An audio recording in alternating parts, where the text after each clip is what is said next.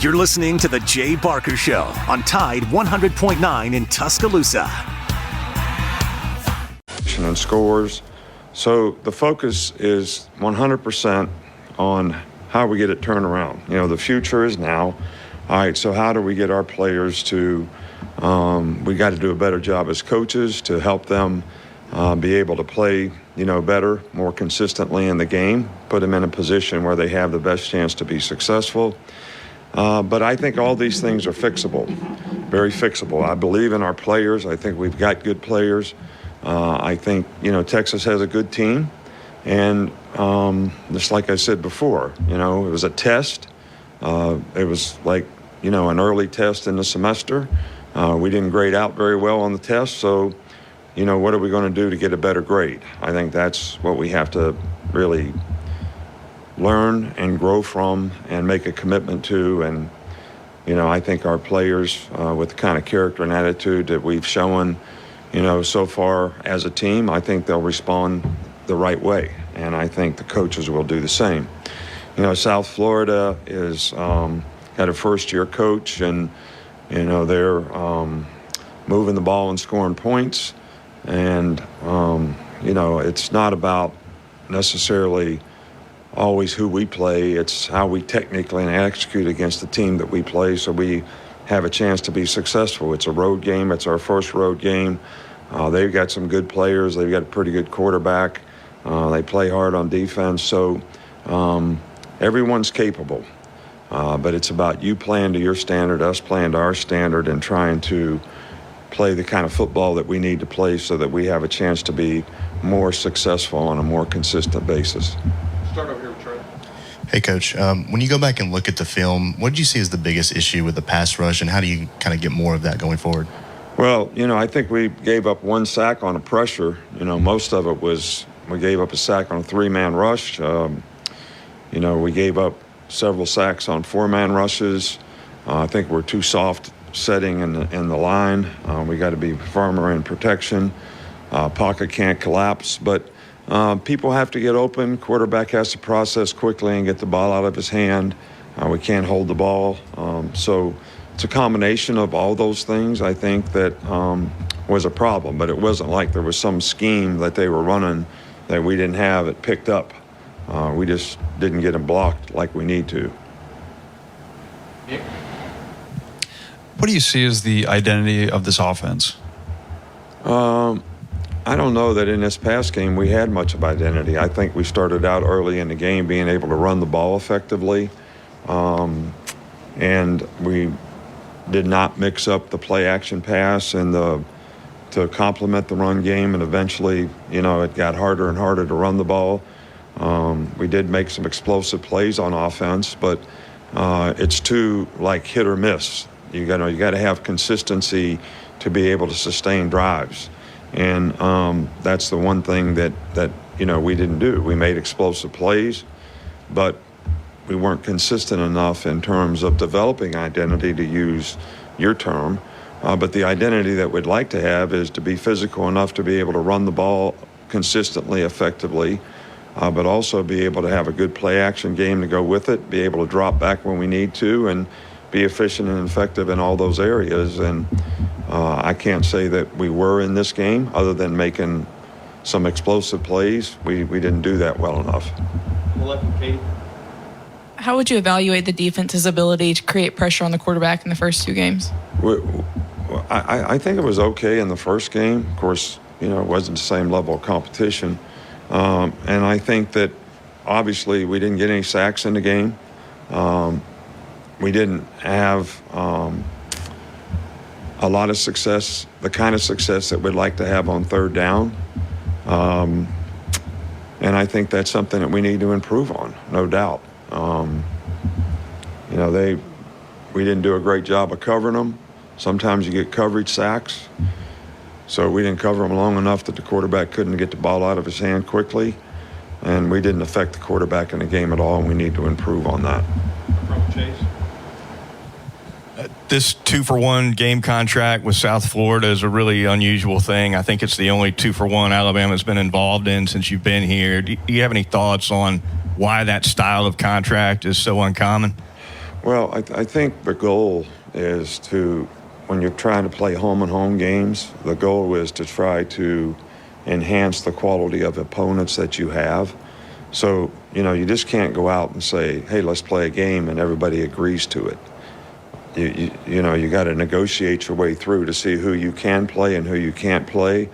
And, it's been our goal. Now, this was before conference realignment, so that may have some impact on it in the future, was we wanted, since we're not going to play in a neutral site game, can we get 2 quality opponents to be able to play in every season besides the SEC games?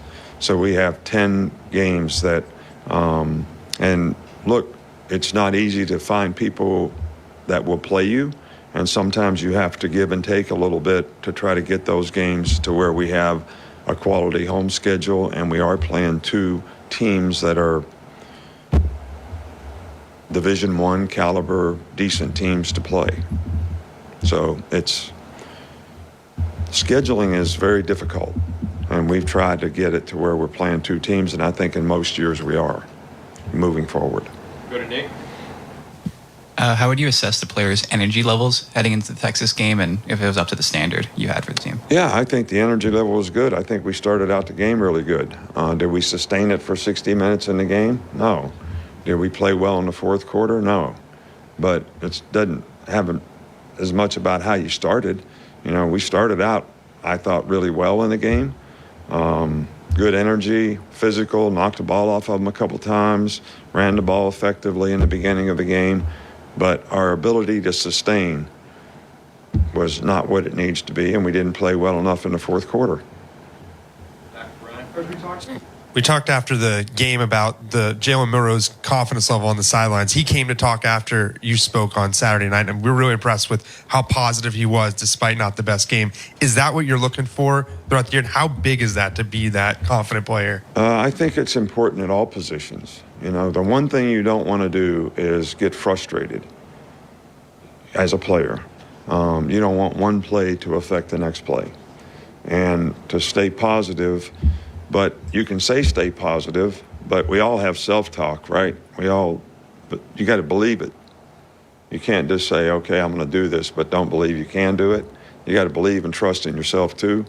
So I think the players stayed positive. They tried to keep their energy level up. They didn't get frustrated in the game, and Jalen didn't either. But still, you got to trust and have faith, confidence in doing what you're coached to do on a consistent basis, and that's going to help you be successful. Left middle with Austin. Yeah, Coach, on Saturday night you said the Texas game was a midterm, not the final. With a long season still to go, how do you think the team's mindset is right now? Well, I haven't talked to the team since after the game. I'll see them today, when we watch the film. But I would be shocked if this team does not respond in a really positive way to trying to get better, to try to do the things they need to do to get fixed. But we have to have better execution. We got to do simple things better, whether it's pass protection, blocking, controlling the line of scrimmage, not giving up big plays on defense, whatever. Those are the things that are going to change. This is not just about attitude of players. They all wanted to win more than any fan, more than anybody in this room, and they put all the work and preparation into it. And I feel badly for them that we weren't able to do whatever we need to do as coaches to try to help them have a better chance to be successful in the game. And we're all responsible for it, and we're all going to try to work hard to get better. So I would be shocked if these guys don't come in here today with the attitude that we're going to go out there and try to improve and get better, and the future is now. I mean, we got to do it now. That's the main thing. Mike Rodak. What have you seen from Tyler Buckner over the last couple of weeks as he's had more time in the system? Yeah, well, he played really well in the last scrimmage, and he's done well in practice. So we feel really good about sort of how he's continued to improve and develop and gain confidence in what he's doing, and have a good feeling around, the teammates and the receivers and all that type of thing. Time for 2 more, Joe. Coach, throughout the offseason, you talked about having confidence that you had 7 or 8 starters along the offensive line. Did you have any consideration of making any moves during the game along the offensive line? Not really. We have confidence in the guys that are playing, and sure, they need to play better. But, if we thought somebody was more ready to play, we want the competition. We want guys to improve, to compete for playing time. But we also want them to be able to take advantage of the opportunity when they get it. So they got to prepare themselves properly to be able to do that. And we're going to keep working with as many guys as we can to get them to be able to play winning football. Right here in the back. Hey, Coach, just wanted your assessment. I know it's been a small sample size to this point, just the pass catchers, receivers, and tight ends through 2 games so far. Well, we only had one drop ball, one thing that you could consider being a drop ball in the last game. So that part of it was pretty decent in the last game. I don't think we always got the ball to guys at times, and I think there were times when we didn't do a good enough job of getting open so that we had options. So it's a combination of, I'm not disappointed in our receivers. I think our receivers can make explosive plays. Everyone's got to be more consistent so we can develop a timing in the passing game between the protection, the receivers, and the quarterback so that we can be more consistent in what we're doing and eliminate some of the negative plays. That's the key to the drill. All right, Coach. That's all we got. All right, thank you. There you have Nick Saban's news conference on a Monday as Alabama falls at Bryant-Denny Stadium to Texas. We all know that, 34-24. Lars Anderson, Matt Coulter, Justin Jones, who's still our captain. We will roll into break. When we come back, we'll talk about, well, what else? But Texas thumping Alabama pretty dang hard Saturday night. You're listening to Big Noon Sports with Matt, Lars, Justin.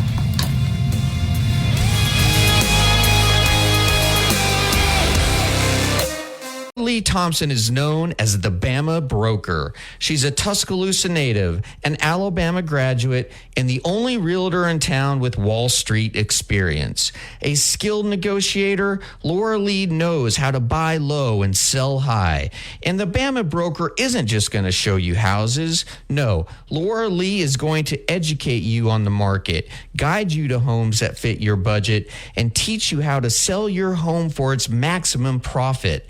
Throughout the entire process, the Bama Broker will equip you with the tools you need to both buy a home and build financial wealth through home ownership. Trust me, the Bama Broker, who's as roll-tide as houndstooth, will get you across the goal line. That's Laura Lee Thompson, the Bama Broker with Advantage Realty Group. You can reach her at 205-790-7229. Again, that's 205-790-7229. And you can also email her at lauralee@thebamabroker.com. That's Laura Lee at thebamabroker.com. Tide 100.9 Tuscaloosa weather. The sky partially sunny this afternoon. Tuscaloosa's high close to 90. For tonight, mostly fair with a low at 69. For tomorrow, partially sunny. The chance of a few isolated showers by afternoon. The high at 89 degrees. I'm James Spann on the ABC 3340 Weather Center on Tide 100.9. It's 90 degrees in Tuscaloosa. From T-Town to the Plains, this is Alabama's most in-depth analysis on the SEC. This is Big Noon Sports. It is Big Noon Sports. Matt, Lars, Justin. Appreciate you folks dialing us in. You can dial us up on the phone too, 205-342-9904, and we're going to take calls. In fact, JD, hang on just a second. Lars, I've been able to give my opinions and my thoughts on what happened. Time's over after the game, and we will throughout this particular broadcast. I want to offer you the opportunity to respond before we go to the phone lines. But first and foremost, and above all, let's all pause and remember 9/11. There are a lot of posts on media sites, a lot of posts on social media, and I just go back to 22 years ago and think of the horror, Lars. But how are you feeling today? I'm doing good. And 9/11 is always a difficult day for me. I was living in New York City at the time, and just saw things I wish I didn't see. Lost friends, and it's just difficult. But looking at Alabama, sort of big picture, 34-24 loss, first double-digit loss at home in the Saban era. That's pretty amazing. First double-digit home loss of the Saban era. And I think you could say that Texas just was clearly better on both sides of the ball. Longhorns probably could have put up 50 on Alabama if not for a few kind of loose possessions in Alabama territory. Alabama clearly has issues at quarterback. Milroe threw 2 picks. One was returned for a score.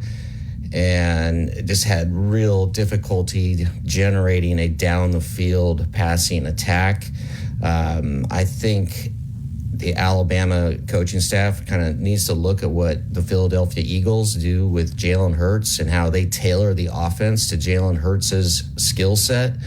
And, if you're going to have Milroe be the guy, I just think there needs to be more sort of RPOs and more just get him out in space and on bootlegs and other things. But Alabama has problems on the offensive line. Texas had 5 sacks, held Alabama to 107 yards rushing, just 3.1 yards per rush. Alabama has issues in the secondary, which I thought was going to be the strength of that defense. Texas and Quinn Ewers threw for 349, and Ewers just had, all day to throw. So that's just kind of where things are. And again, just keeping with the bigger picture, in Alabama's last 19 games against Power 5 opponents, Alabama's lost 5 times.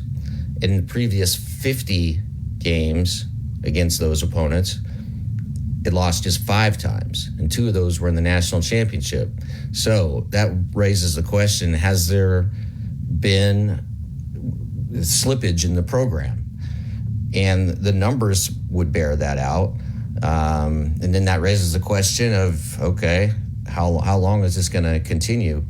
But, how much longer? There's so much buzz or so much chatter on social media, about this officially marks the end of Alabama being at the top of the college football world.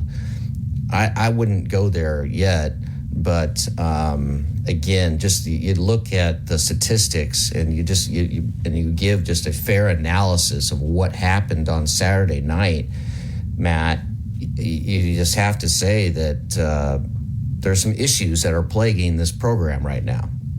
No question about it. And I know that a lot of people are saying it's the end. Right now, I would just say it's the beginning of the Sark era, because Texas beat Alabama on their home surface, and there is nobody that can question that. Let's take our first phone call. JD has joined us on Big Noon Sports. How you doing, JD? Hey, good afternoon. How are y'all?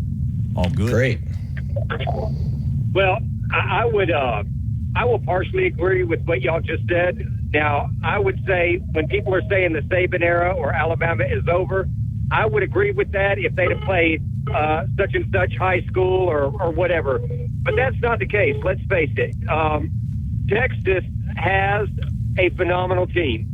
Let's give them what credit is due. But what we're overlooking is you can take about 4 mistakes that were made that literally is the difference between a 42-27 game and the 34-24 game.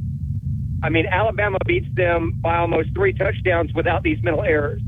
The mental error on the interception, maybe a bad route, miscommunication with receiver quarterback, bad route with Bond going up the center, all the way to the penalties on having 2 touchdowns pulled back. So I wouldn't be so quick to say doom and gloom. It was just a few errors that that really cost us the game. A couple of mental errors. I think if those mental errors don't happen, we're having a whole different conversation. But I do think Texas is the title contender. I don't think Alabama's out, and I think Alabama is very well equipped to handle everything coming forward. I do think we need a little bit better play calling aligned with the skill sets that we have. We don't have that blow it off the top receiver like we used to. So we've got to tailor our play calling to what we have and really highlight our attributes of what we have both offensively and defensively. And in that, we can kind of cover up some of our weaknesses.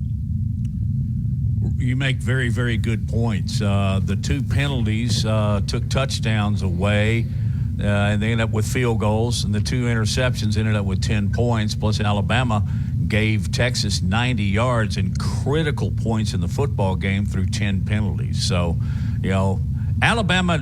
Texas won, but Alabama sure tried to help them. JD, you got a final thought? You know what? I don't like all the people putting the burden to blame on our quarterback. I think he's a solid guy. I think we need to iron some things out, and I've got full faith in my team, and I'm ready to see him in the title game this year. Roll Tide. Good attitude. Texas. Good analysis. Yeah, really good analysis. JD Fair, and clear-minded, clear-eyed, I should say. Yeah, Matt. So give us your take on sort of just big picture of what you saw transpire and what needs to happen moving forward for this team to go on a run here, because clearly everything is still in front of Alabama. You win out, you're in the college football playoffs. So they control everything, but they have to be sort of perfect, right, for the rest of the season. They don't. Yeah, but the question is, can they win out? The team that was very mistake-prone this past Saturday night is not going to beat a lot of teams. Well, they'll beat a lot of teams, but, I mean, they come up against the LSUs, the Tennessees, and the Georgias. They're not going to win games if they played like they did. To me, the biggest disappointment is the offensive line. You remember J.C. Latham at SEC Media Days? How he said, we're going to make them quit? Texas made them quit. And then conversely, the defensive line couldn't get pressure at all. And that was a huge, these were supposed to be the assets of the 2023 Alabama Crimson Tide. And I quite honestly didn't see that. It looked like in the first quarter, Alabama was dominating the line of scrimmage, getting 4 and 5 yards a carry. But that wasn't existent in the fourth quarter, and neither was the defense, because, Lars, they were flat out gassed.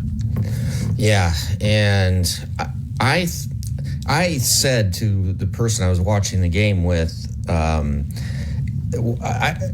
I first realized that Alabama was in trouble that very first punt by Texas. Number one, the gunner for Texas, and I forget what number he was and what his name was, but Alabama didn't have anybody in front of him, right? He didn't have a defender on him, so he had a free release, and then so there's a mental mistake right there by Alabama. So that's one, and then two, that kid made one of the most athletic plays I've seen in a long time, right? When he dove into the end zone and tapped the ball back out. I mean, it was just like, wow, Texas has got some athletes.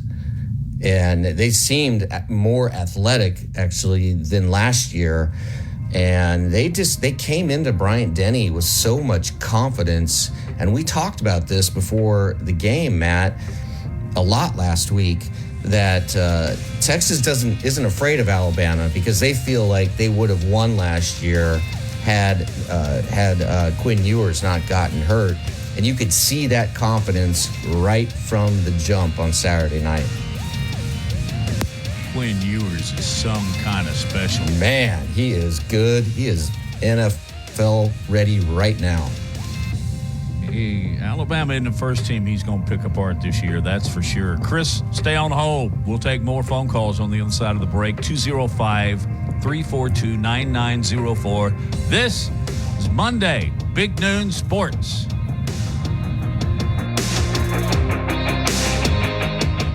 This is Reagan, owner of R&R Cigars, the Cigar Mansion in downtown Tuscaloosa, located at 2703 6th Street across from the Home 2 Suites. Come down to R&R and see why we're the ultimate cigar and bourbon experience. With over 165 bourbons and 5 private barrels, our selection of bourbon is unmatched. We have the best cocktails around and our cigar selection is legendary. Our lounge and service are world-class. Come and experience the luxury of the mansion and see why it's a world-renowned cigar and spirits destination. Coming up on The Game with Ryan Fowler.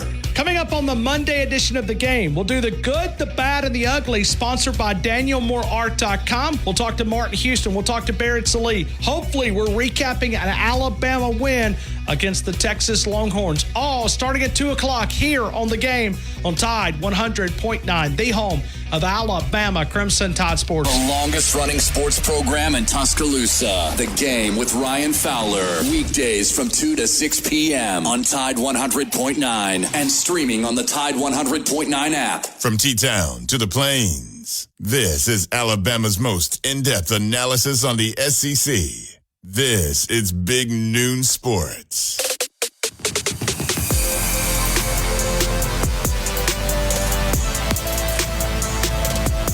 Happy Monday to all of you. Matt, Lars, and you at 205-342-9904. And Chris has been on hold through the break. We appreciate your patience. What you got on your mind? Hey, thanks for taking my call, gentlemen. First off, kudos to Texas for the win. Great for their program, and them coming in the conference next year and the rivalry that'll take place. I think that's great for football and great for our schedule and fan bases. So kudos to them. Lars, I think you really hit the nail on the head when you spoke on tailoring the offense to Jalen Milroe's strengths. I don't want to be a quarterback, coach, Monday morning coach, but I don't. Everything's not his fault for sure, but I think that will help strengthen this offense if they did that. I think that you can look back to Lane Kiffin doing that with Blake Sims. It would be a good comparison, and really just not trying to ask too much. I think they're wanting him to be a pro-style quarterback, to sit in the pocket, make the reads, and do the throws, and I think he just hasn't progressed, and we all know that or see that. But if you can use his ability, because he's itching to run, but I think he wants to stay in that pocket and he wants to do what coaches ask him to do, and it's just not natural for him, and it's hard for him to do those things and process, especially when he made some mistakes with the interception right off the bat. And I think that if you tailored that, I'd love to see him stretch the sideline more. We don't do that as much, and I know that Coach Saban's trying to make the team identity be ground and pound up the middle, control the possession, the clock possession. But if we stretch the field more, try and make these plays be a little bit more east and west, and see if he can't make something happen with his ability. That's just a thought to try and do that. And then my second thing, and I'll hang up and listen, I really am impressed with special teams, with our place kicking and our punting, and I think that's a strength that we have with the execution. I mean, there was one botched punt Saturday, but I love what I'm seeing from special teams. That's made a huge difference, just flipping the field. Who would have thought that we'd say that, in a Nick Saban coach team? But I would like to see Kool-Aid do a little bit better. I feel like he kind of misjudged distance or hang time on some of these kids, because, he was backpedaling like crazy on most of these punts, and he couldn't return because by the time he caught it, they were on him. And I think he could do a little better with that to give himself a chance to make an explosive play and help us flip the field there. So I think he could clean that up, but Texas earned the win. So I'll hang up and listen. Thank you, gentlemen. Thanks for your call, Chris. Again, you can join at 205-342-9904. Remember a couple of plays, Lars, as he's talking about using the quarterback and mistakes here, and we're really many drops, but there were a couple of times when McClellan was so wide open, once on a little flare, and he threw behind him, and another one on the wheel route in the second half, which would have easily gone for 6. But we just keep going back to the if this, if that, if that, if this. The fact of the matter, it didn't happen. And I'm not sure a lot of Alabama fans are giving Texas credit, but I'm giving them a whole lot of credit for handling the crowd, which was really one of the best I've ever seen at Bryant-Denny Stadium. And they were in it till the end, till the fourth quarter when Texas put up 3 touchdowns. But I don't think there's any question, Lars, that there is a brand new rivalry in the Southeastern Conference. Yeah, these have just been 2 terrific games, 2 terrific atmospheres. I mean, it doesn't get much better. And I thought that was really good analysis by Chris as well. A good breakdown of the good and the bad for Alabama from Saturday night. But Matt, what does it say about the other quarterbacks on the roster? The fact that Nick Saban did not pull Jalen Milroe for one series and just give Milroe a chance to kind of see things unfold from the sideline, and also give an opportunity to Tyler Buchner, who apparently is really the number two guy now. Just the fact that he's stuck with Milroe, I mean, I think it's a great sort of show of loyalty and confidence in Milroe, but at the same time, I was just as I sort of interpreted it, it was really sort of he's making a statement here about where the other 2 guys are in relation to Milroe, which kind of suggests that Alabama's got a problem at quarterback. He was asked in postgame about Jalen Milroe and whether or not there was ever any thought to putting in Tyler Buchner or either one of the Tylers. But he paused rather dramatically, not like a dramatic play pause. He just paused, and it's like he was giving thought. He said, kind of like, well, this maybe I kind of thought about it, but we never really discussed it. But I think, as he's been very, very slow to do this is not his MO. He doesn't bring in guys. He gives the starter the nod, and I pretty much think it'll be at South Florida. It'll be Milroe again. But maybe that's something that Alabama could have done. And I think you made a really good point, Lars, in not just pulling him, saying, okay, go sit down. Let him see the view of the field from the sideline.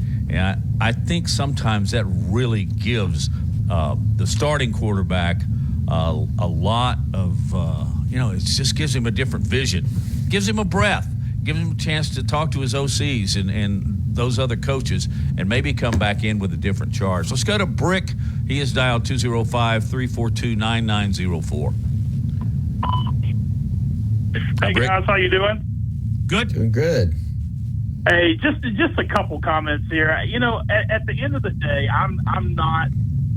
This is not the end all be all. I remember years back when we got handled pretty well by Ole Miss, and we kind of shot ourselves in the foot that game. We came back and played exceptionally well, and came back and actually won a national championship. So this is not the end of it, but I do have a question. Saban is 71 years old now, and I don't think he loves the game where it's evolved to with the NIL and with a lot of the things that are going on in college sports right now. My question is, who has he been mentoring to take over this program? Who is he and who has the administration been investing in to take this thing over and deal with the post-Saban era? I look at how Ohio State, did when Urban Meyer left. They had Ryan Day. They had some people, inside the system that they were grooming and mentoring to be head coaches. And, I don't know that I don't see that we're doing that. But maybe one of the things about, Texas winning this ball game, and you never want to lose one, but maybe this validates Sark as a top-tier, top echelon head coach, and maybe he can come back to Alabama. Brick, that is such a good point. I was discussing that earlier today. I mean, does this make? Well, there's two questions for you, and I'd love to hear your thoughts, Brick. One, does this make Steve Sarkisian a lot more palatable to Alabama fans to be the next head coach, right? So that's number one. And number two is, would Sark leave Texas to come to Alabama? What is a more, in this age of NIL, what is a more coveted job, Texas or Alabama? You know, I have to think that I would hope that the loyalty and the love and the everything, that the second chance that Sark was given, and he speaks so glowingly of Alabama and his time here. I would hope that would lend some weight to him potentially, wanting to come back. And, it absolutely makes him more palatable. And I tell you what, a couple callers ago said, Texas is going to thump and throttle some people this year. They've got talent. They've got a good game plan, good scheme. I think Sark is doing an excellent job over there. I just hope that, at some point, maybe he's the guy to come back to Alabama, but this definitely gives him credibility and, gravitas and maybe potentially being able to come back and follow Saban. It's going to be a tough job, whoever takes it. But, I watched the Ole Miss game this weekend, and I know everybody says, well, let's get Kiffin. Man, I love Kiffin. I love his attitude. I love his kind of the sharpness of everything he does. But, man, he is a gambler, and he just does things sometimes that I shake my head at, that, with the superior talent that he would have at Alabama, would he be willing to change and kind of change his approach to doing things? I don't know the answer to that. Brick, what a great call. And please dial us up later in the week if you'd like to contribute, because you certainly did on this Monday. Thank you, sir. Our number is 205-342-9904. And another thing that Sark does, and I'm not saying he does this with intent, because I think it is absolutely genuine, but it does help if you're thinking about moving forward. He constantly, and again after the game Saturday night, gave praise that he would not be where he is without Nick Saban, and I don't think that hurts his cause. However, you brought up the one thing that would make me, if not Sark, want to stay in Austin: NIL. Yeah, they absolutely. can produce it, and Alabama can try, but they can never match it. All right, this is Big Noon Sports. Back with more after this break.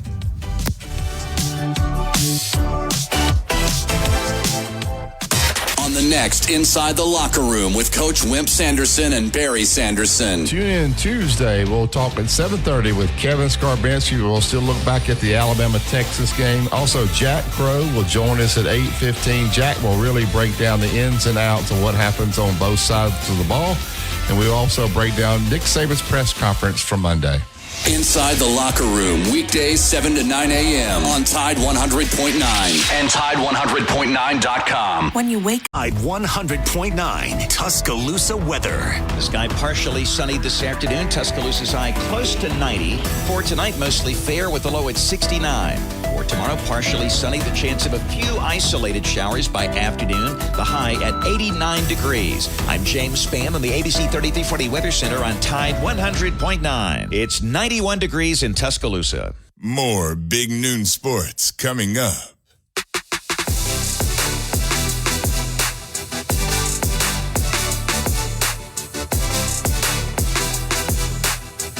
Big Noon Sports. Got a phone line open if you'd like to join us, as many have previously in the hour. 205-342-9904. Lars, we can keep going over the Alabama deal and we will. In fact, at the top of the hour, I co-host on the Saturday evening, afternoon show, the post-game show there on Tide and the Bear in Tuscaloosa. Kerry Clark, longtime friend, kind of dates him, but dates me too. We actually went to Alabama at the same time. So he'll be on in just a few minutes. I appreciate him agreeing to do just that. South Florida. A guy asked in the news conference about 40 minutes ago about how different it is for Alabama to be traveling this early. Of course, the Bulls will come to Bryant-Denny Stadium next year, but you kind of look at the schedule and go, do you raise an eyebrow on that? That's kind of interesting. A home and home with a school like South Florida. Yeah, it's different and extremely rare in the Saban era to go on the road in a non-conference game. It's Alabama's first road contest at a non-Power 5 school in 20 years. 20 years since 2003 when they lost at Hawaii. And it's also Alabama's fourth true non-conference road game. Just its fourth true non-conference road game in Nick Saban's 17 seasons. Great stats. So this doesn't happen very much. It does not happen very much. Hawaii, 20 years ago? That's crazy. Yeah. So this is Alabama's fourth non-conference true road game in 17 seasons under Nick Saban.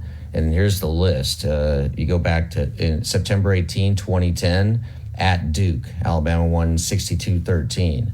September 10, 2011, at Penn State. Alabama won 27-11. September 10, 2022, I was at Texas. Alabama won 2019. And now you have September 16th, 2023 at USF. So it's just a weird, crazy matchup, right? And it comes at an important time for Alabama, and maybe going on the road and the bonding that happens going on the road. I mean, Jay would always tell us, Matt, Jay Barker, that he loved road games. He loved it so much because it just it created a closeness among the team, right? It bonds players together in ways that you don't bond when you're playing at home. And so this could be it's going to be for playing at UCF. This is a pretty important contest. It's not really the opponent, but it's fact going on the road and also just riding the ship. And Nick Saban in his press conference, he was very adamant that he's like, I think he said the word he used was shocked. Several times. I'd be shocked if we don't respond very well. That's interesting because both in his post game and then his news conference that we played here on Big Noon Sports just a few minutes ago, he's not fist pounding on the podium. Not that he ever did that a lot, but even in his voice back in the day when Alabama rarely lost a game like this, you could hear anger in his voice. I don't hear that. Now, I don't know that that's good or bad, but what I think it means is that his team just played a game fraught with errors and that he has a really good gut feeling on what Alabama can do moving forward, and he expects it to start in Tampa. Yeah, and you look at Alabama's schedule going forward. The SEC, I think we could make this assessment after 3 weeks that the SEC's down this year for whatever reason. Maybe everybody else is just sort of caught up, and I don't know. Either SEC's down or everybody else is up, but now suddenly the schedule looks very manageable for Alabama, and so all hope is not lost. I mean, it is important to remember that if Alabama beats Texas is done, right? They're cooked. They don't have their national championship aspirations were over. This was not a must win for Alabama. Everything is just right there. And, no team with 2 losses has ever advanced to the college football playoffs in the under this current format of 4 teams. So you can deduce from that, obviously, that Alabama has to be perfect from here on out, and they'll most likely have to beat Georgia in the SEC championship game to get in, and then probably Georgia would get in because Georgia's going to run the table to the SEC championship game, and Texas clearly looks like they have a pretty good path to the national champion or to the college football playoffs. So we'll see, but it will be a very for the caliber of the opponent, Matt. This is going to be a really important game, I think, for Alabama this season. Again, just to see how they respond on Saturday.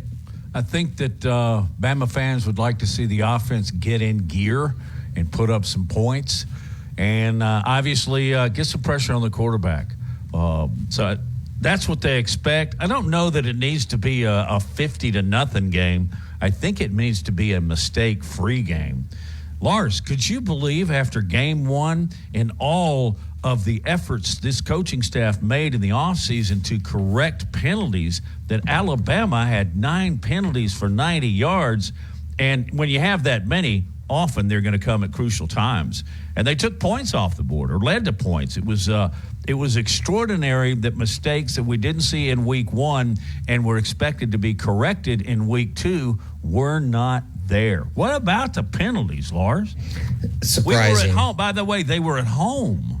Yeah, the more prepared team and the more disciplined team certainly appeared to be Texas on Saturday night, which is not something you see very often, or not something we've seen very often in 17 years, right? And just a handful of times.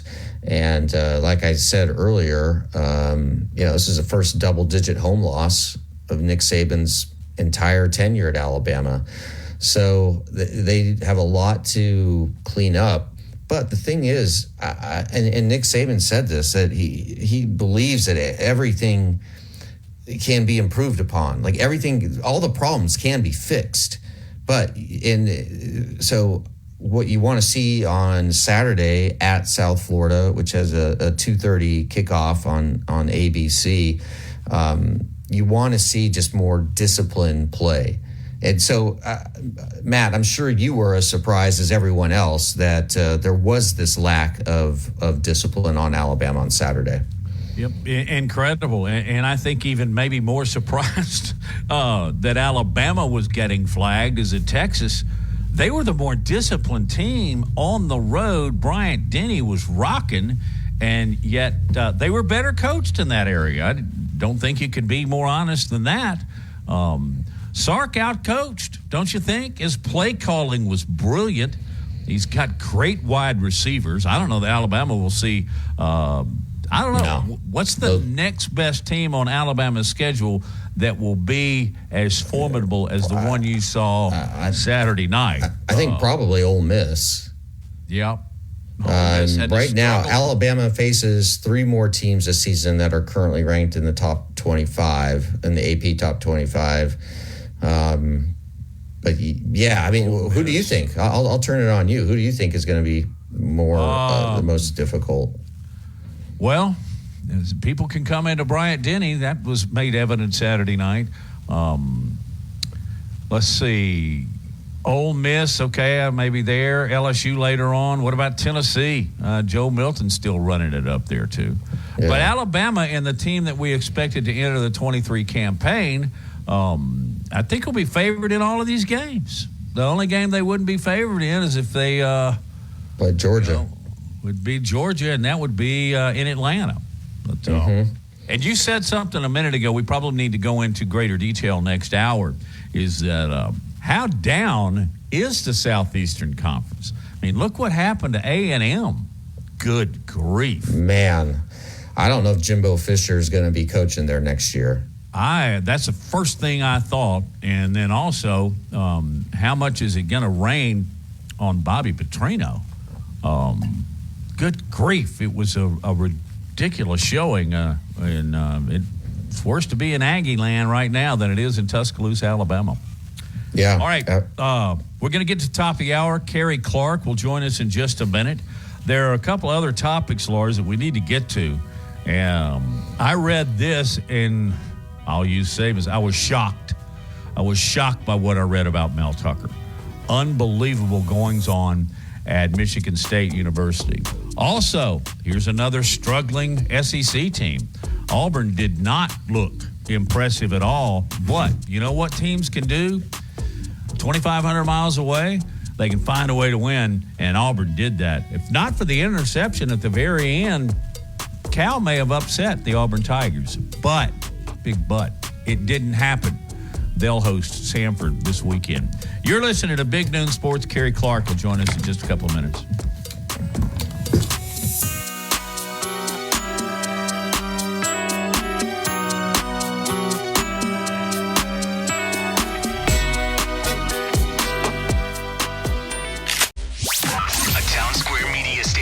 WTUG HD2 Northport and W265CG Tuscaloosa. Tide 100.9 and streaming on the Tide 100.9 app.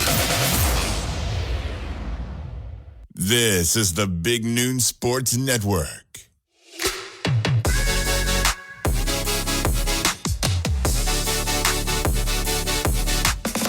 Lawrence Anderson, Matt Coulter, Justin Jones is our captain once again today. And we're joined by Kerry Clark, longtime reporter for the University of Alabama. Went to the University of Alabama, a classmate named Matt Coulter. Kerry, how you doing today? The glasses.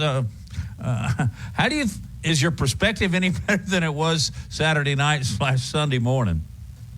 Probably a little more realism, a little less hot-tempered reality. Yeah, I think so. So, in what ways do you see it a little bit different? Well, I think a lot of it came out in the press conferences today with the players and the coaches. They realize that changes need to be made. And I think you will see some changes slowly but surely in the personnel. I do not think, I think we all made this clear on the air Saturday, but I don't think Milrose is the long-term answer at quarterback. I don't think Dalcourt's the long-term answer at right guard. And I think the defense just picked a bad night to have a bad night. I don't think they're really all that bad. But there's going to have to be some changes made offensively for sure. Were you as surprised at the play of the offensive line as I was? I was surprised at how they underachieved. Yeah. After all this talk all summer about how they were going to dominate the line of scrimmage and hit people in the mouth, and they haven't shown that. And I'm sort of getting tired of all the Bama's got the biggest offensive line in the country talk. It may be that everybody but the center needs to drop about 20. Yeah, and then the center needs to learn to stop taking infield, hitting ground balls. What's up with that? I agree with that, Matt, but I found out he was playing hurt, and that had a lot to do with his performance. Do you know the extent or where his injury was? As it certainly appeared I don't know the extent, but I don't know the exact extent of it or what it was, but I'm told that it should be much better by this Saturday. And I don't think you're going to see infield practice this Saturday in Tampa. Well, and I'll lay a tough question on you because you can handle it. At what point during a game when that continues to happen do you make a change there? And same question times two at quarterback. Mid-second quarter in both cases, before halftime. And let me say this, Matt. I mean, right now we're all coaches, okay? All the armchair good coaches ones too. have surfaced. Yeah, and we're all undefeated. We don't have that one loss. So, but I'm just saying you can't tolerate. Somebody was hitting me on Twitter today talking about rebuilding, and I reminded him that Alabama doesn't rebuild under Nick Saban. The talent's there. It's not a matter of talent. It's a matter of assembling the talent in the right positions, and that talent gelling. And what we found out Saturday night was it hasn't gelled yet. It's not a matter of talent. The talent's there, but you got to perform. Do you anticipate a much different looking Alabama team this weekend in Tampa? You mean personnel wise? Probably just not play, to start overall the game. play. Yeah. Overall play, yeah. I think Alabama was favored by something like 29. I think they'll cover. I really do. But it has to do with the opponent. We got all excited about a performance against Middle Tennessee, but that's not really. That's like that's not a Power 5 opponent. And nothing against Middle Tennessee. I understand they gave Missouri the Dickens before they lost late Saturday. So credit the Blue Raiders. You know, maybe they're the greatest 0-2 team in the country. But even that being said, you can't judge Alabama on how they play against Middle Tennessee. There was a lot of fool's gold that night, and it came to the surface this past Saturday. And yes, I do think it'll get corrected because you've still got the greatest college coach of all time running things. So I think it'll get corrected, but I'm going to say this for the record, and it may tick off some listeners, it may not. But unless the change is made at quarterback sooner than later, they're looking at 3 or 4 more games this season like this past Saturday. And I'll leave it at that. Defensively, you mentioned they just picked a bad evening to have a bad night. But no changes there. I was very, very surprised. Alabama, even with blitzes, which they didn't do a whole lot of, but I thought a lot more of the defensive line going into this one than I did coming out. Why couldn't they get a rush on Ewers? They got a block.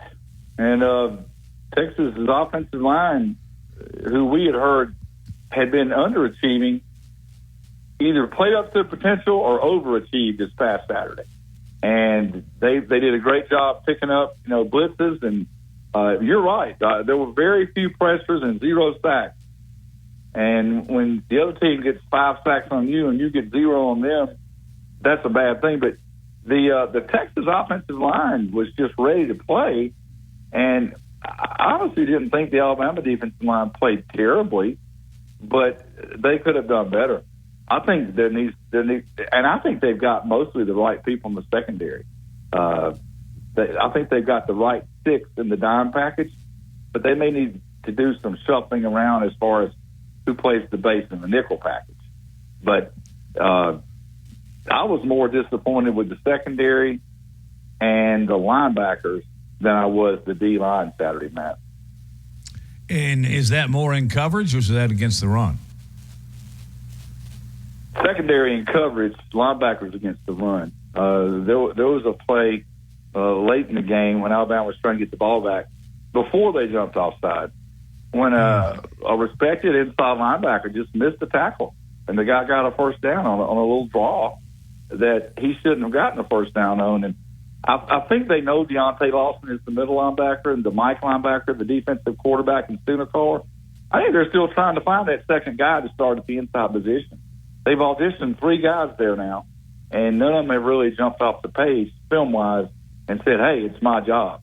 So, again, the talent is there, but they've got to figure out how to get the right 11 and all that, the right different packages out there.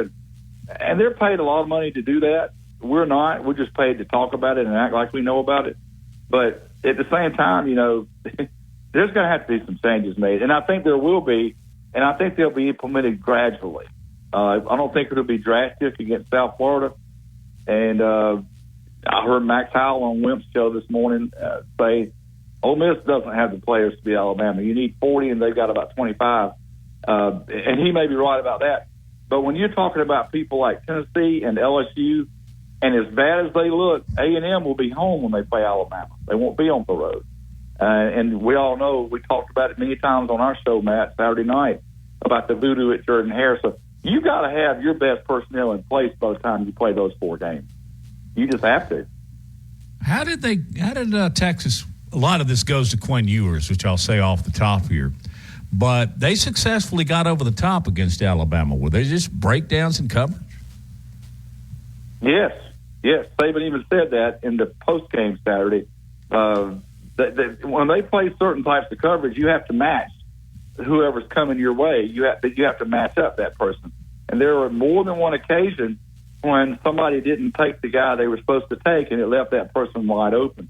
Now, that has to do with practice reps, chemistry with the personnel you're playing with, the signal caller back there, who I believe to be Malachi Moore, making the right calls, but that all comes with experience. And you went up against a legit top 10 team in your second game of the year. And in this case, that chemistry wasn't there yet in that secondary. And it resulted in some breakdowns that on at least 3 plays, I thought I was watching last year's Tennessee game. But they weren't horrible the whole night. They also made some plays, but they didn't make enough plays. So the secondary will only get better as the season gets longer. The talent is there in the secondary. It's a matter of meshing and the chemistry and saying the right calls and, matching the patterns correctly when you're told to and things like that. But yes, that was a long way to say, yes, there were breakdowns, Matt. What do you expect to see at quarterback? 2:30 ABC kickoff in Tampa versus the Bulls of South Florida. I'll be surprised if Milroe doesn't start the game, but I think this is one of those situations where the hook just got a lot quicker, a lot shorter.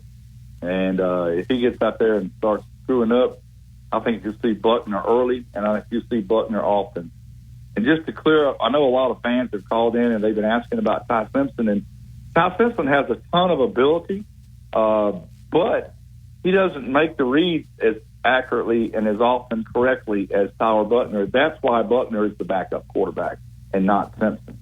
So once the decision is made to pull the starter, which currently is Milroe, for any reason, the guy that goes in is going to be Buckner, not Simpson, not Lonergan, not anybody else. It'll be Buckner. Buckner is the backup right now. And in my opinion, Buckner is the guy that can take Alabama to the playoffs if he's given the chance.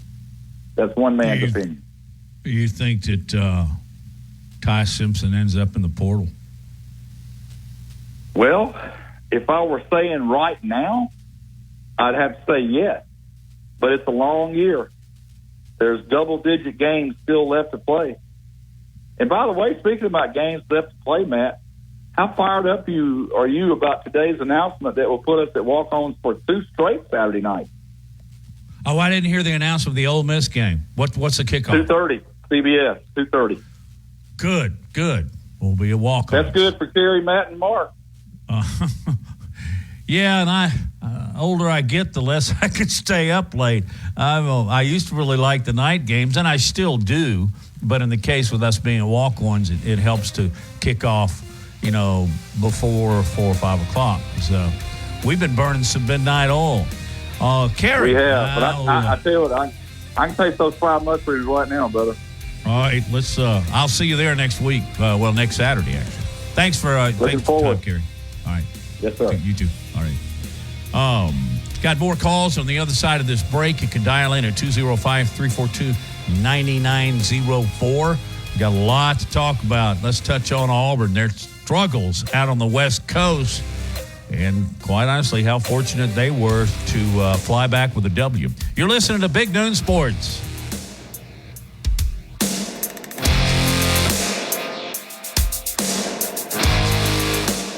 IT 100.9 Tuscaloosa weather. The sky partially sunny this afternoon. Tuscaloosa's high close to 90. For tonight, mostly fair with the low at 69. For tomorrow, partially sunny. The chance of a few isolated showers by afternoon. The high at 89 degrees. I'm James Spann on the ABC 3340 Weather Center on Tide 100.9. It's 91 degrees in Tuscaloosa. Covering SEC sports like kudzu on the roadside. This is Big Noon Sports.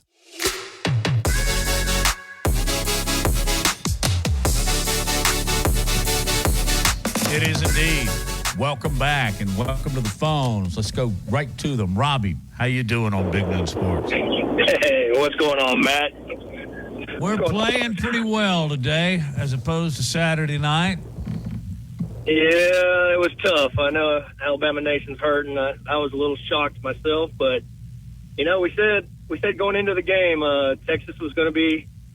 It was going to be a tough game. Even though I predicted a kind of a Bama pull away at the end, a blowout, missed it by a bunch, but we said it was going to be one in the trenches, and we did not win the trenches at all. Either side of the ball. Robbie, what does Alabama need to do moving forward to get back on track? Just find their identity, get back. They got knocked in the mouth right there by a very good team and a very veteran team. Forget they had a bunch of seniors on that defensive line that know how to play the game.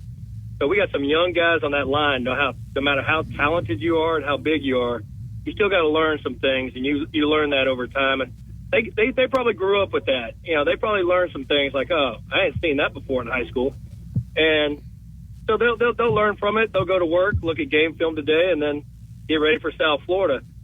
South Florida, it's still going to hit them. If they're not ready to play, South Florida will get them. If you're still licking your wounds, I think they'll be ready to go. And it's kind of weird we're going to South Florida, but I'm thinking it's more of a recruiting trip. I don't know about y'all, but there's that's a hotbed around there, and they got a lot of players from there. So Nick just wants to visit his new house. Yeah, it could be. Maybe he's taking the team over there to hang out and stuff, but I doubt it.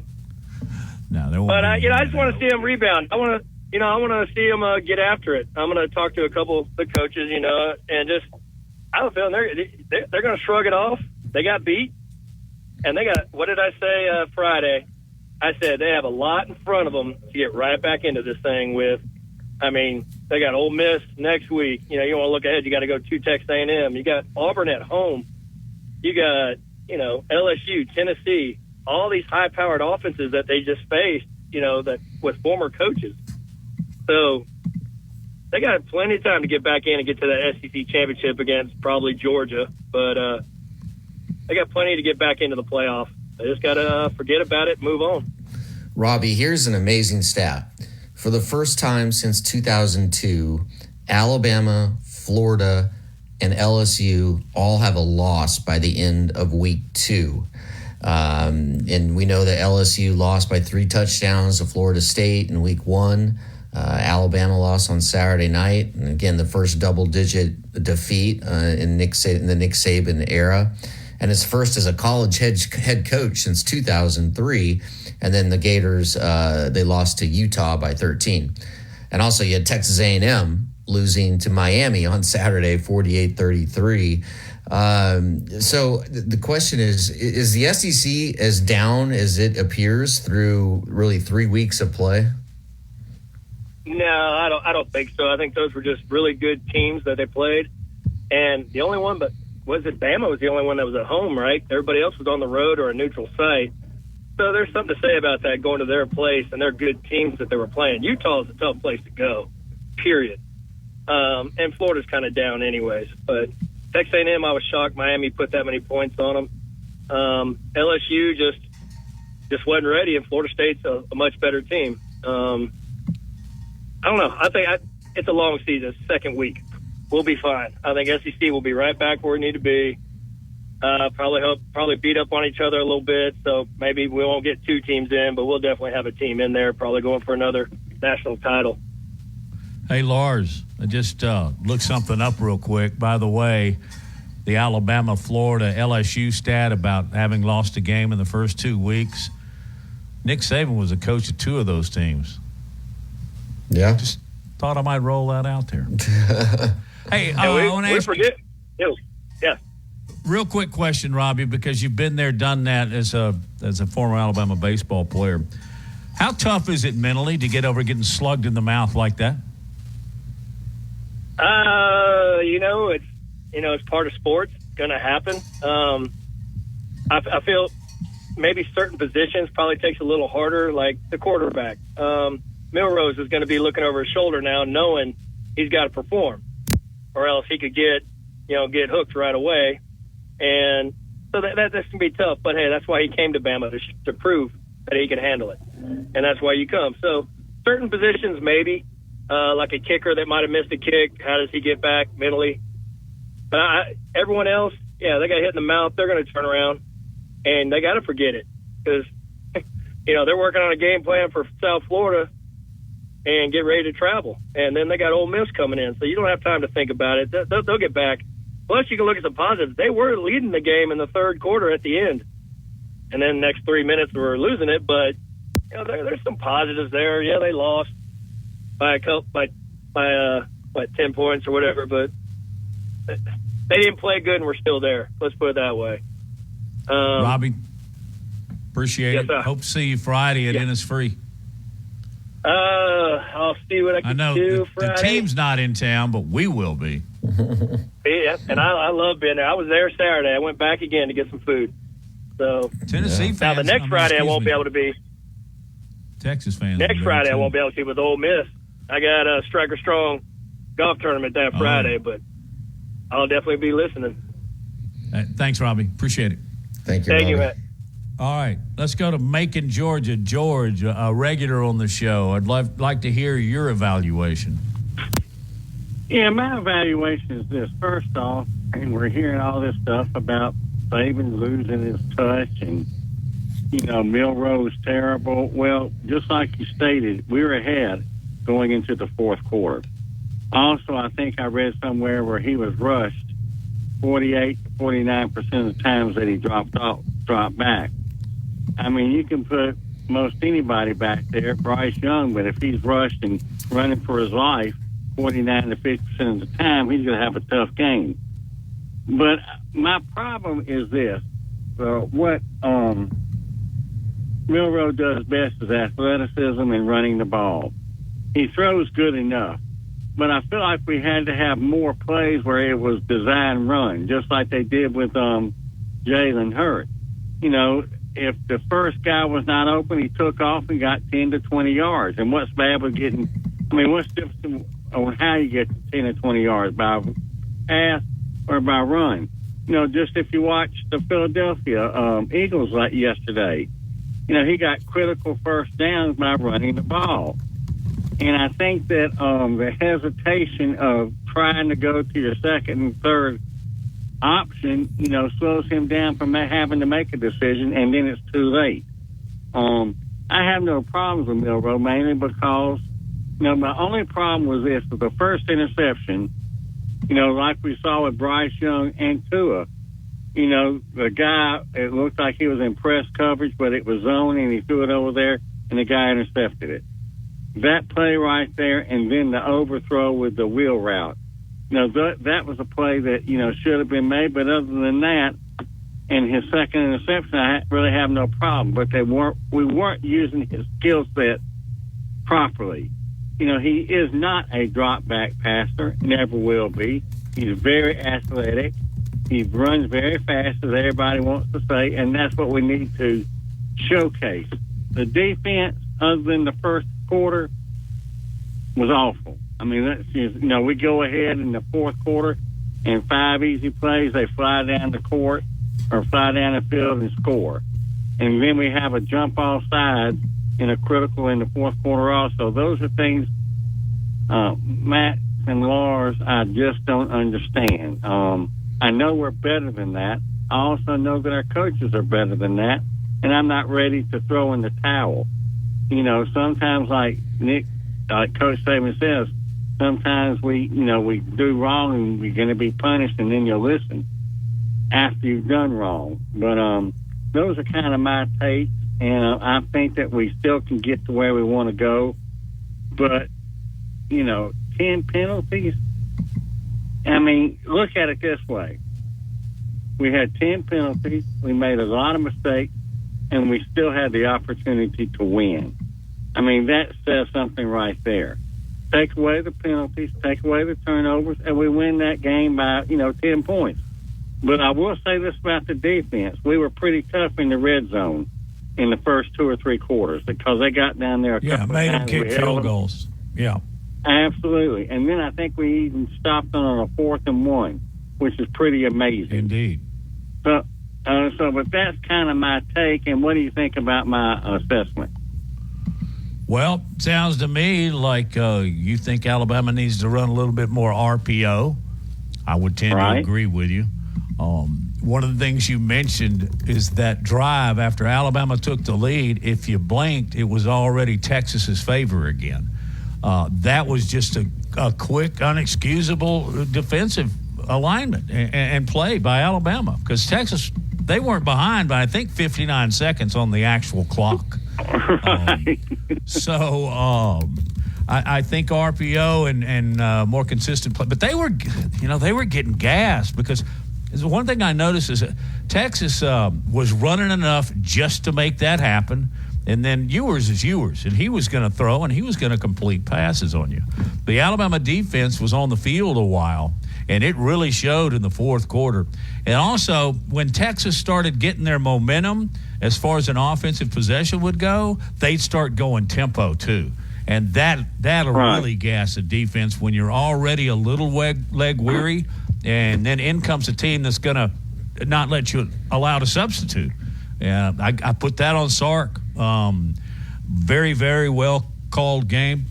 And the longer the shorter it is, as I look at it, Texas played like I thought Alabama would. Matt, I guess what kind of bothers me, we heard about our edge rushers. That's all we heard, edge rushers. We got 5 that are fantastic. We got, 5 5-star edge rushers. And they didn't show me much at all. Didn't show me anything, quite frankly. But I did I felt like the first quarter, our physicality was very good. And the way we hit them hard and the way we covered was good. I thought, the defense is back. But then after that first quarter, it was like like water going through a screen porch, a screen door. It was just not there. And, after it was over, I was really upset because I'm a big Alabama fan. I've been following Alabama since 1961. But what I dreaded more than anything was all this Nick Saban's lost it. Who's going to take his place? Have we got anybody groomed? I mean, goodness gracious. I mean, you lose one game, and like I said, we can still get where we want to go. And we'll see what kind of coaching we have this week and next week. Well, here's a question as we go to break here, Jordan. Who'd you rather have going into week 3 of any of the college football coaches in the nation? I'm a Nick Saban person. I like the way that he describes things. I like the way that he coaches. I want Nick Saban. He knows what needs to be done, and he doesn't need people like me telling him what to do. I guarantee it. It's fun to talk about, though. Hey, George. That it is. That it is. Thank you, sir. We can all be coaches. Oh, we're all undefeated. All right. Thank you, George, for your call. We can take more on the other side of the break at 205-342-9904 as Big Noon Sports continues.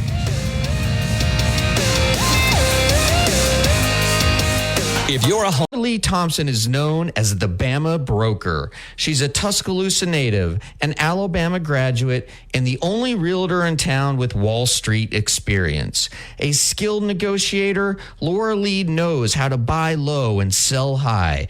And the Bama Broker isn't just going to show you houses. No, Laura Lee is going to educate you on the market, guide you to homes that fit your budget, and teach you how to sell your home for its maximum profit. Throughout the entire process, the Bama Broker will equip you with the tools you need to both buy a home and build financial wealth through home ownership. Trust me, the Bama Broker, who's as roll tide as houndstooth, will get you across the goal line. That's Laura Lee Thompson, the Bama Broker with Advantage Realty Group. You can reach her at 205-790-7229. Again, that's 205-790-7229. And you can also email her at lauralee@thebamabroker.com. That's Laura Lee at thebamabroker.com. The best sports talk in Alabama. This is Big Noon Sports.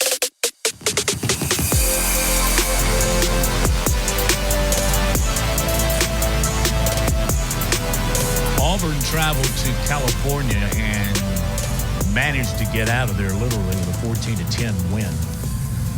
But we can talk about that a little bit, but I want to talk quickly about what that meant to Aaron Rodgers. I don't know if you saw this post, this tweet, this X, whatever it is.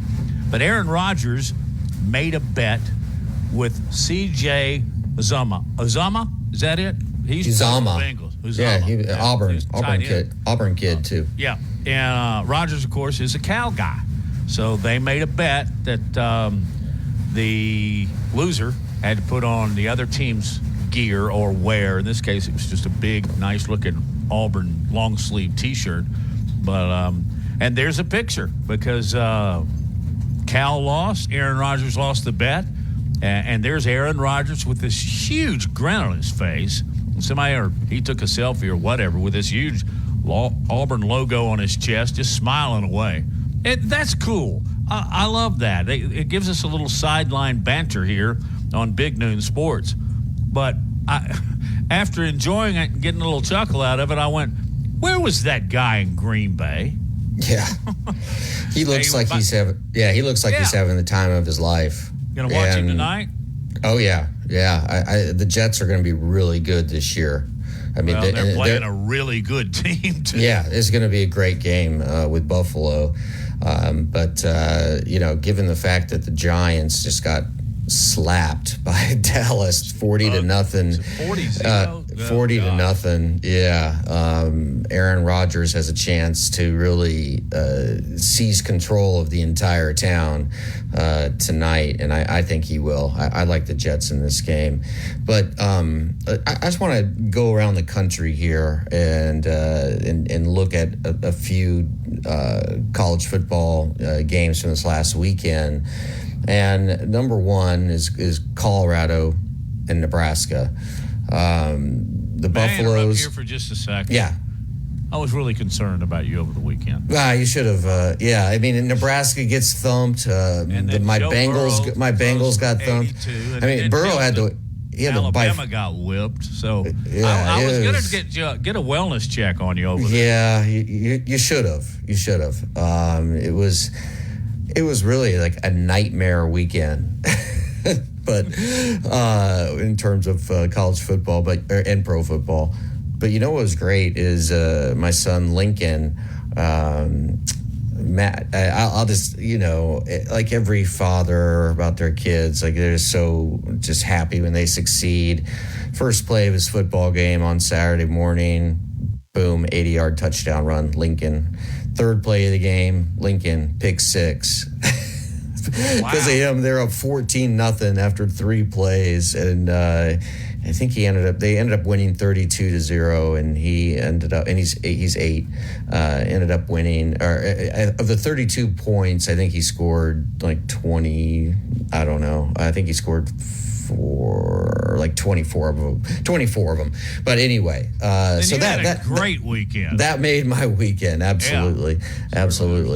But Colorado, okay, so they beat Nebraska 36-14. It's Deion Sanders' home debut.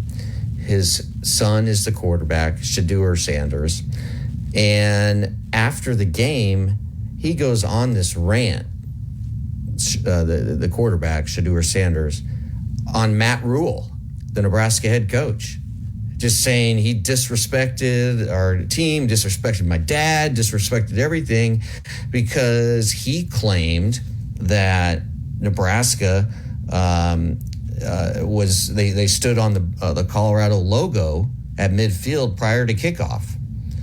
Well, and it was just it's utter nonsense. I swear to God, we live in a post-fact age. Facts don't matter anymore. He just completely made this crap up. Completely made it up. Complete fabrication, fiction, whatever. Like, I don't know why you just can't. You won the game. Just be dignified. But instead, he claims that Matt Rule disrespected Colorado, before kickoff because the team gathered at midfield on the logo. Well, guess what? Nebraska does that before every game. They gather at midfield and they pray for blessings. They pray for safety, right? And Matt Rule even asked Shedeur to come and pray with us if you want to. He said, I'm a man of faith and we pray, but it's non-denominational. There's Muslim guys to do it. There's agnostic people who do it. And it's just taking a moment as a team to pray for safety for everybody, for themselves and for Colorado. And he literally sought Shedeur out before the game and asked him if he wanted to join. And then he comes out and just absolutely lies. Absolutely lies. Because Colorado has this, nobody disrespects us, or nobody respects us. Nobody respects us. It starts with his dad. Yeah, that's exactly his dad freaking lies all the time about, oh, nobody believed we could do this, blah, blah, blah. Like, no, nobody said that. Those people who understand what you did as a player and as a coach last year, like, everybody thought you could turn this thing around. Heck, he might even be the next head coach at Alabama. Who knows? Nah, it's not happening. No. I'm going to start calling Deion Sanders Helen Reddy. You remember that that song she did, You and Me Against the World? God, I can't even believe I'm remembering this. But he has used that mantra to get his team fired up, and I understand it to a certain extent. But now it's taken on a life of its own. And if Deion's the kind of guy that's a face mask grabbing, you better protect, you better do this, he's that kind of coach, then he needs to nip this you-know-what in the bud right now, because he has let it go over the top. And when it leads to a player just simply making stuff up, he needs to point his son out like he's pointed out so many other players and so many other coaches in the past. Deion needs to own up and he needs to nip, as Barney would say, he needs to nip it in the bud. The sport, they show no sportsmanship. Like, okay, in Colorado, I think this was what Deion Sanders wanted. Nebraska was ordered to run straight off the field, right? Nebraska just got their butts kicked, and they were ordered to run straight off the field because the students were coming. Like, it was gonna be a freaking it could have been like a difficult scene getting off because of it could have just been a bad scene. And why there weren't police officers around, but Matt Rule said, no, we're not running straight off the field.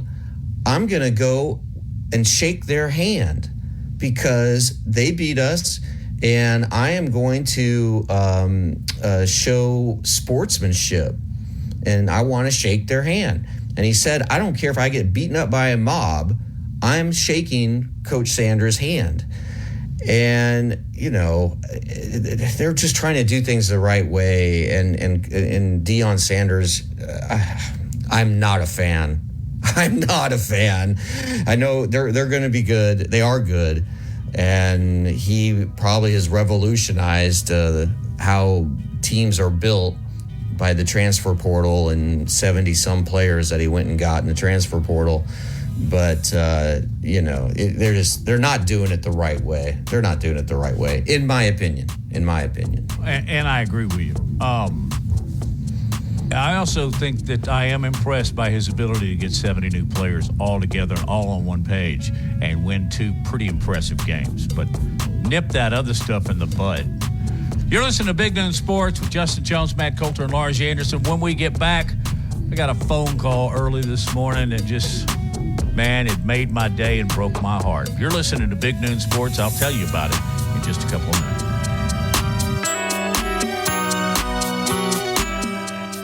Weekday mornings at 6 a.m. The Martin Houston Show.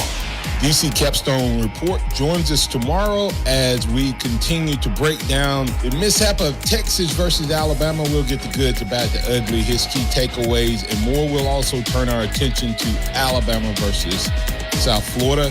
What can Alabama do to rebound and get back on the winning track? We'll have that conversation and more. Martin Houston Show. Catch the Martin Houston Show from 6 to 7 weekday mornings on Tide 100.9. Hey, this is Reagan, owner of R&R Cigars, the Cigar Mansion in downtown Tuscaloosa, located at 2703 6th Street across from the Home 2 Suites. Come down to R&R and see why we're the ultimate cigar and bourbon experience. With over 165 bourbons and 5 private barrels, our selection of bourbon is unmatched. We have the best cocktails around, and our cigar selection is legendary. Our lounge and service are world-class. Come and experience the luxury of the mansion and see why it's a world-renowned cigar and spirits destination. Tide 100.9 Tuscaloosa weather. The sky partially sunny this afternoon. Tuscaloosa's high close to 90. For tonight, mostly fair with a low at 69. For tomorrow, partially sunny. The chance of a few isolated showers by afternoon. The high at 89 degrees. I'm James Spann on the ABC 3340 Weather Center on Tide 100.9. It's 91 degrees in Tuscaloosa. From T-Town to the Plains, this is Alabama's most in-depth analysis on the SEC. This is Big Noon Sports.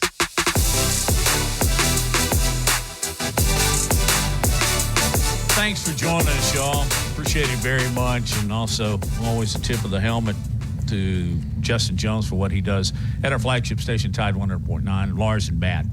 I received a phone call about 8 o'clock this morning. I looked down, and it read out the name, as it always does. And it said Pete DeLorme.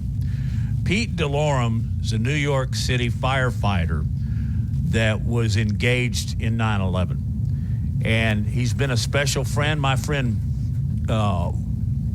Billy Wallace, who lived in Birmingham and now back in New York, but he introduced me to Pete via the phone, and it took me 3 days to get him on the air. You know why? Because he was in the midst. And this is an amazing story I'm going to share with you about a guy who's commonly known in that area as Frenchie, thus the last name, Pete DeLorme.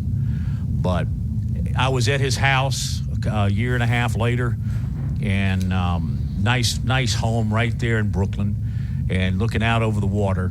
And he walked me down where he was when it happened. He was on vacation. He was walking his two beautiful labs when he saw the first plane hit the tower. He immediately went back to his home, dropped the dogs off, and drove down there. This guy was on vacation. We all know the bravery of the New York City firefighters and police and first responders. But he drove into it. And he said he didn't sleep for 48 hours. And every time I see him, talk to him, I well up with a sense of pride that America no longer has, in my opinion. And I'm not going to get political on this, but Pete is a part of a group in New York called Tunnel to Towers. It still supports those in need from a health standpoint, to paying their mortgage, to helping their kids with school. But it's Tunnel to Towers. If anybody's interested in going online, making a donation, I think online technically it's T2, the numeral T22. And he took me down to ground zero about a year and a couple of months later.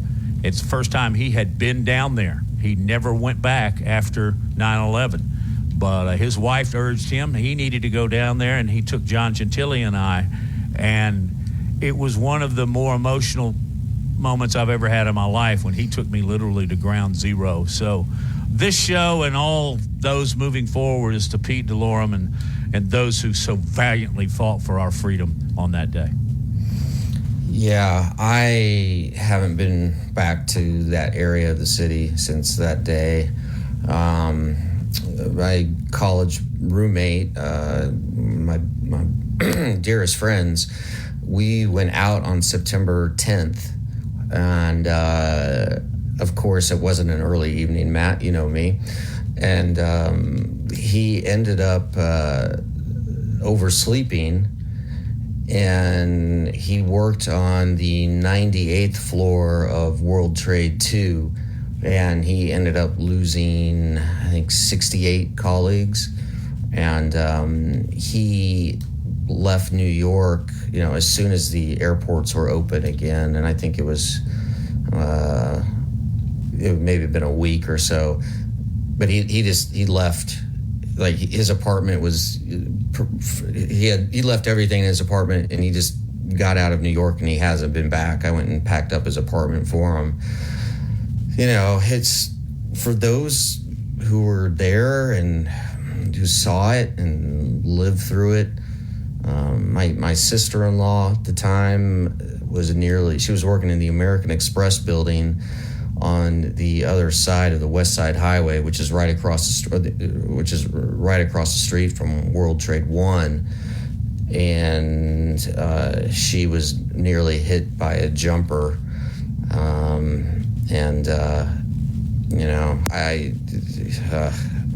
there's just so many things I saw that I wish I didn't, and it's weird. It's like the trauma of that day. For some reason, it's almost like more intense now than it was, a year after. The post-traumatic issues that people are still going through, myself included. Just bad, I lost several friends who were in the towers.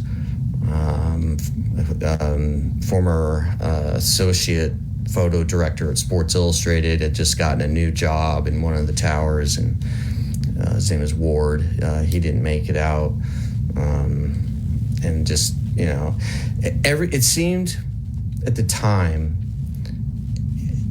if you weren't, it's like it felt like everybody in New York knew somebody who died. And it just, New York has been through so much, and it's my favorite city in the world. I really thought I was going to live there the rest of my life on 89th and Central Park West. I just love the Upper West Side, but that it was just such a horrible day in American history, and it's sort of our generation's Pearl Harbor. And it just, the images again, like I've seen all these business people. Well, one, I was frantically trying to get to my sister-in-law, and cell service wasn't working. I feared that she didn't make it out. I met her, I think, down on like 14th Street. And I lived all the way up on 89th, so I basically ran down there trying to get to her. And seeing all the business people walking covered in soot and dust. I mean, literally everything is completely covered in just gray, right? Seeing them walking north from Lower Manhattan, because there was no there was no transportation. Everything was shut down.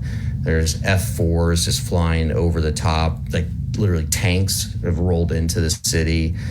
Everything's on lockdown, but so all these business people were just walking north because they lived up in Connecticut or Westchester County, and just the expressions of terror on their faces and the shock, and it just sort of unimaginable. Of just everything, and I probably should just keep my mouth shut, but I struggle processing it to this day. I think a lot of us do, not nearly as close, but I think we're all close in heart, love, and prayer. So anyway, remember 9/11, and by the way, remember a way to continue to donate and help those that were so heavily involved in Tunnel to Towers. T2T online. It took me 2 seconds to dial it up, and I'm not computer savvy. So if I can just tell you about it, then you can find it. Lars, as we wrap up the show, God, I don't want to end on a down note with Mel Tucker, but good grief. Oh, my goodness. That's just another one. If you haven't read about it over the weekend, he has been suspended as the head coach at Michigan State for harassment with a female guest that was supposed to speak to the team and maybe did speak, but he was just calling her. One of the things I think he asked her is, if I weren't married, would you date me? And then he did allegedly some unspeakable thing. I'm not going to end on that note, but man, that guy got his $90 million contract and immediately got on the downhill bus. Good grief. His teams hadn't played well, and he certainly is, he is under great suspicion now, too. Yeah, and the misconduct that has been going on at Michigan State is just unbelievable by leaders there. I mean, Michigan State, they've concealed things before, namely all the accusations against athletic trainer Larry Nasser. And it's like, you know, and the fact that this happened, the complaint was filed, I believe, in December of 2022. So Michigan State has known about this, and, you know, I get that Tucker's supporters are going to say innocent until proven guilty in a court of law, but this isn't a court of law. This is the university and the university judiciary, and the standard of proof is not beyond a reasonable doubt, but preponderance of evidence. And that means that Tucker, he'll be found responsible if the evidence suggests that it's more likely true than not that he did what is alleged. And I just can't believe it's taken them this long, you know, to get there, because it, you know, I mean, Tucker, he has said that, you know, this person has distorted what was a mutually consensual, intimate relationship, but he admitted, I'm not proud of my judgment. I'm having difficulty forgiving myself for getting into this situation, but I did not engage in misconduct by any definition. But I don't. Well, he's not somebody you want leading young men. Sounded like he. But yeah, no, I mean, just when this all was revealed, Not like he's speaking out of both sides of his mouth. He admitted some bad judgment. But like, you know, it's so here are the questions. Like, okay, how in the world did Michigan State allow him to keep coaching? True. When did they know? When did they know? And when did they know it? Like, you know, when did they really understand sort of the gravity of everything? I just can't believe they let him coach for as long as they have. Somebody found out and was going to go public with it. Absolutely. Yeah, this is a CYA move all the way. Yeah, don't you think they knew it would get public? Why not get out in front of it initially? Be held accountable. I think in the court of public opinion, you're going to be viewed a little bit better if you do that as opposed to hurriedly after 2 games into the football season. And like you said, this is not Michigan State's first misstep. And misstep is not even close to describing what they've done in the past. But anyway, Lars, you got a joke or a flower, somebody in your front yard tearing it up? Can you leave us on a happy note? Why didn't 6 like 7? Because 7, 8, 9. Boom. It's a winning dad joke. Why is that still fun? All right. Really good show. Thank you to Justin Jones. Appreciate Carrie joining us as well. And we will be back. Why don't we do this all over again? Don't forget that Lars and I produce a podcast. In fact, we're going to do it here in just a minute under the tutelage of James Spann. It's called Matt and Lars, and you can go to it on twister.fm. And want to do that later this afternoon. Thank you, folks. Back in 22.